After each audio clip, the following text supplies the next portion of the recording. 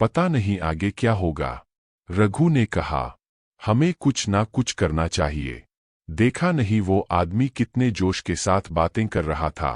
पहले हमें अपने परिवार के बारे में सोचना चाहिए, क्योंकि वो आदमी जो कोई भी है वो हमारे बारे में सब जानता है और हम पर नजर बनाए हुए है, वेदांश ने कहा। बातें करते करते वे लोग अपनी बिल्डिंग पर आ चुके थे। चारों के चेहरे पर चिंता की लकीरें साफ देखी जा सकती थीं। अमजद को ये डर था कि वो अपने भाई के लिए क्या जवाब देगा जब उसकी माँ उसके भाई के बारे में पूछेगी। सभी लोग अपने अपने फ्लैट में गए। वहाँ सब नॉर्मल था, जैसे कुछ हुआ ही ना हो। अमजद का भाई अली भी घर पहुंच चुका था। अली को ठीक ठाक देख अमजद खुश हो गया। ओए, कहाँ गायब था तू कल से? अमजद ने अली से गुस्से में पूछा। अली कुछ जवाब देता इससे पहले ही अमजद की माँ दोनों भाइयों के लिए चाय ले आईं और बोली। आते ही उसकी क्लास लेनी शुरू कर दी। खुद पूरे दिन गायब था। अपना भी तो बता जरा। अली तो अपने दोस्त के घर ही गया था। वहाँ इसके दोस्त का बड़ा भाई लंदन से आया था, तो ये लोग पार्टी करने फार्म हाउस चले गए थे। अमजद अचंभित हुआ कि जब मैं गया था तो इसके दोस्त ने मुझे तो कुछ नहीं बताया। अमजद ने सोचा कि वो बाद में अली से अकेले में बात करेगा। अमजद ने वेदांश को फोन कर अपने भाई के घर आने की खबर दे दी, जिसे सुनकर उसे भी शांति मिली। दूसरी ओर रघु अपने कंप्यूटर पर उस वीडियो की साइबर जांच कर रहा था जो उसके फोन पर आई थी। काफी कोशिश करने के बाद भी रघु उस वीडियो के आईपी एड्रेस को पकड़ नहीं पा रहा था। वैसे तो रघु के लिए इस तरह के काम आसान थे, लेकिन ये अजीब ही था जो इस बार रघु इस वीडियो का पता ही नहीं लगा पाया और थक हार के सो गया। अगले दिन अमजद अपने भाई के साथ सुबह वॉक पर जाने के बहाने से उससे सारी बातें पूछता है। अली ने बताया, भैया, मैं अपने दोस्त के घर ही गया था, लेकिन उससे पहले मुझे मेरे दोस्त का फोन आया और वो बोला कि तू मुझे लोको चौक पर मिल, वहीं से हम फार्म हाउस जाएंगे। मेरे दोस्त ने मुझे लेने के लिए एक गाड़ी भी भेजी थी, लेकिन अचानक मेरी तबीयत बिगड़ गई और फिर मुझे कुछ भी याद नहीं। जब मुझे होश आया तो किसी छोटे से क्लिनिक पर था। मेरा फोन भी बंद था। मैंने जैसे तैसे करके आपको फोन किया तो आपका फोन भी नहीं लगा। फिर मैं अकेले ही घर वापस आ गया। भैया, आप घर में कुछ मत बताना, वरना अम्मी मुझे अब कभी कहीं नहीं जाने देंगी। प्लीज भैया। अच्छा बेटा, तो तूने अम्मी को कोई अलग ही कहानी सुना दी? अमजद ने ताने खींचते हुए कहा। अरे भैया, आप तो जानते हो ना कि अम्मी कितनी सेंटी है, और फिर अब्बू की भी तबीयत खराब हो गई। ऐसे में जो मुझे सही लगा वो किया। दोनों भाई बात करते करते जा रहे थे। सड़क किनारे गिने चुने लोग ही वॉक कर रहे थे। पार्क में पहुंचते ही अली और अमजद रनिंग करने लगे। थोड़ी देर रनिंग करने के बाद एक कागज में एक पत्थर अमजद के पैर के पास आकर गिरा। पहले तो अमजद उस कागज को अनदेखा कर आगे बढ़ने लगा, लेकिन 2 मिनट रुका और पीछे मुड़ के उस कागज को उठा लिया। उस कागज को खोल के देखा तो हैरान रह गया। उस कागज पर लिखा था, डियर अमजद, अगर तुम अपने भाई के साथ हमेशा ऐसी सैर का आनंद लेना चाहते हो तो शाम को रॉक मॉल के 2 इंडी फ्लोर के रेस्टोरों में पहुंच जाना। ये पढ़कर अमजद की रूह कांप गई। ना जाने अब क्या नई मुसीबत आने वाली थी।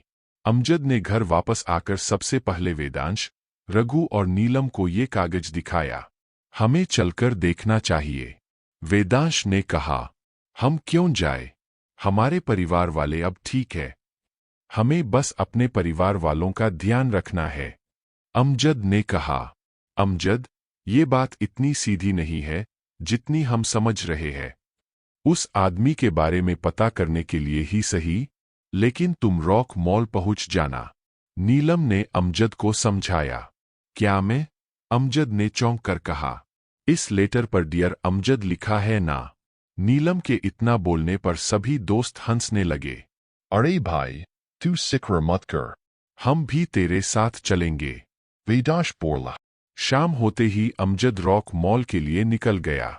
उसके दोस्त उसके पीछे ही आ रहे थे। रेस्टोरों पहुंचकर अमजद ने कॉफी ऑर्डर कर दी।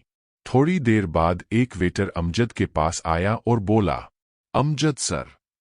अमजद ने इधर उधर देखा और फिर बोला, जी सर, आपके लिए ये पैकेट कोई आदमी छोड़ के गया है। उस वेटर ने एक पैकेट और पोली बैग अमजद को थमाया और वहां से चल दिया। तभी अमजद का फोन बजा। उसने देखा कि कोई अनजान नंबर है। अमजद ने बिना देरी किए कॉल उठाई और बात की। मैं जानता था कि तुम अकेले नहीं आओगे, अपने यारों को भी साथ लाओगे। अब वापस घर जाओ और फिलहाल उतना ही करो जितना आदेश दिया है, बाकी आगे बाद में पता चलेगा। फोन पर एक अनजान आदमी बोला। अमजद वह पॉली बैग लेकर बाहर रेस्टोरेंट से बाहर आ गया। उसके दोस्त भी साथ ही आ गए। सभी दोस्त वेदांश के घर पहुंचे। वहां जाकर बेसब्री के साथ उस पॉली बैग को खंगालने लगे। उस बैग में 4 टिकट केरल की थी, 500 से 500 के नोटों की 4 से 5 गड्डियां और एक पल्लीपुरम पोस्ट का पता था। टिकट पर आज रात की तारीख थी और 12 बजे की ट्रेन। 5:30 बज ही चुके थे। ये सब क्या है? क्या हमें अब पल्लवीपुरम सच में जाना होगा?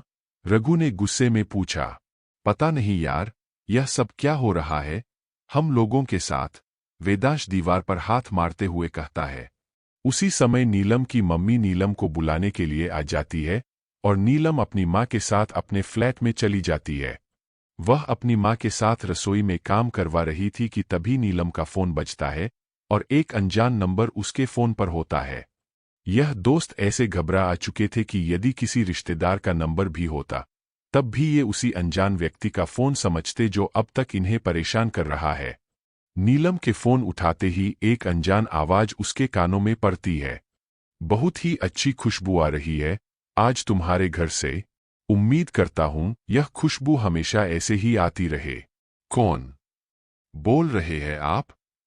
नीलम ने घबराते हुए कहा। तभी नीलम की मम्मी की चींखने की आवाज आई। नीलम ने बाहर जाकर देखा तो उसकी मम्मी सीढ़ियों से नीचे गिर गई थीं। नीलम ने जल्दी से जाकर उन्हें सोफे पर बैठाया। नीलम का फोन दोबारा बजा और उसने कॉल रिसीव किया। अरे, ज्यादा चोट तो नहीं आई तुम्हारी माँ को? डोट ध्यान रखा करो। तुम इकलौती बेटी हो उनकी, वह अनजान व्यक्ति बोला। इधर वेदांश अपने फ्लैट पर अकेला रहता था क्योंकि वेदांश के पापा की पोस्टिंग अल्मोड़ा में थी। बाकी परिवार वाले पापा के साथ ही रहते थे। नीलम और बाकी दोस्तों के जाने के बाद वेदांश अपना कमरा साफ करने लगा। उसी समय उसके फोन पर उसी अनजान नंबर से फोन बजता है और वो कॉल उठाता है। हेलो, कौन? अब तक तो मुझे पहचान जाना चाहिए था, लेकिन अफसोस तुम लोग मेरी बात को समझ नहीं रहे हो।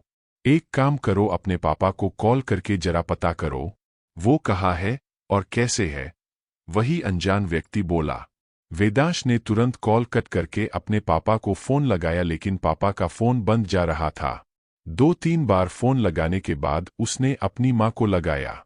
माँ की सिसकने की आवाज आ रही थी जिसे सुनकर वेदांश बुरी तरह घबरा गया। माँ, क्या हुआ? कुछ बोलती क्यों नहीं हो? वेदांश घबराते हुए बोला। दूसरी ओर उसकी माँ ने रोते हुए बोलना शुरू किया। बेटा, तेरे पापा 2 दिन से लापता है, ना जाने कहाँ चले गए हैं। उनका फोन भी बंद आ रहा है, पुलिस भी उन्हें हर जगह तलाश कर रही है। उसकी माँ की बात पूरी भी नहीं हो पाई थी कि अचानक फोन कट हो गया। वेदांश ने दोबारा मिलाने की कोशिश की, लेकिन इस बार नंबर नेटवर्क क्षेत्र से बाहर बता रहा था। वेदांश बहुत परेशान हो रहा था। वह इसी वक्त अल्मोड़ा के लिए निकलना चाहता था, लेकिन उससे पहले ही उसके तीनों दोस्त उसके पास आए। यार, तुझे पता है, अभी अली दूध की थैली लेने बाहर गया था और खून से लचपथ घर वापस आया। उसने बताया कि रास्ते में उसे एक वैन ने बहुत जोर से टक्कर मारी। ऐसे लग रहा था उसने जानबूझकर टक्कर मारी है, अमजद ने बताया। हाँ वेदांश, मेरे पास भी उस अनजान आदमी की कॉल आई थी। मेरे ख्याल से हमें उसकी बात माननी चाहिए, वरना वह हमें कुछ भी कर सकता है। नीलम ने कहा। लेकिन वह हमें ऐसे कैसे कुछ कर सकता है? हम पुलिस के पास चलते हैं, वेदांश ने कहा। तुम्हें क्या लगता है वह हमें पुलिस के पास तक पहुंचने देगा? वह हमारी एक एक हरकत पर नजर लगाए हुए है। मुझे तो लगता है कि वह अभी भी हमें कहीं से देख रहा है, नीलम ने कहा। और तुम लोगों ने एक बात नोट की? रघु बीच में बोला। कैसी बात? वेदांश ने पूछा। हमारे पास जो भी अनजान नंबर से कॉल आई थी, वो 24 घंटे बाद अपने आप हमारी कॉल डिटेल से डिलीट हो रही है। रघु ने बताया। इस बात पर बाकी तीनों चौंक गए। क्या? लेकिन ऐसे कैसे हो सकता है? हमारे बिना डिलीट किए कॉल कैसे डिलीट हो सकती है? अमजद ने अपना फोन निकालकर जैसे ही चेक किया, अमजद के मोबाइल में आज शाम के अलावा वह कॉल नहीं दिख रही थी जो उसे एक दिन पहले आई थी। केवल वेदांश और नीलम के फोन पर ही दिखाई दे रही थी। हाँ यार, तूने बिल्कुल ठीक कहा। तो क्या इसका मतलब उसने हमारे फोन भी हैक कर लिए? अमजद ने पूछा। ऐसा ही समझ। हो ना हो हमारे आसपास कोई ऐसी डिवाइस जरूर है जो हम पर नजर बनाए हुए है। रघु बोला। यार लेकिन मेरे पापा 2 दिन से नहीं मिल रहे हैं। मुझे अपनी माँ के पास जाना चाहिए, उन्हें मेरी जरूरत है। वेदांश ने कहा। हम तुम्हारी हालत समझते हैं, लेकिन मुझे लगता है कि अगर हम उस आदमी की बात मान लेते हैं तो तुम्हारे पापा को कुछ नहीं होगा। मानो या ना मानो, तुम्हारे पापा भी उसी आदमी के कारण लापता हुए होंगे, नीलम ने कहा। हाँ यार वेदांश, चलते हैं। जो होगा देखा जाएगा, रघु बोला। अपने परिवार को इस तरह अकेला छोड़कर ये चारों कैसे उस आदमी की बात मानेंगे? इनके लिए यह सबसे बड़ी चुनौती है। कहानी के साथ जुड़े रहिए, अगला भाग जल्द प्रकाशित होगा।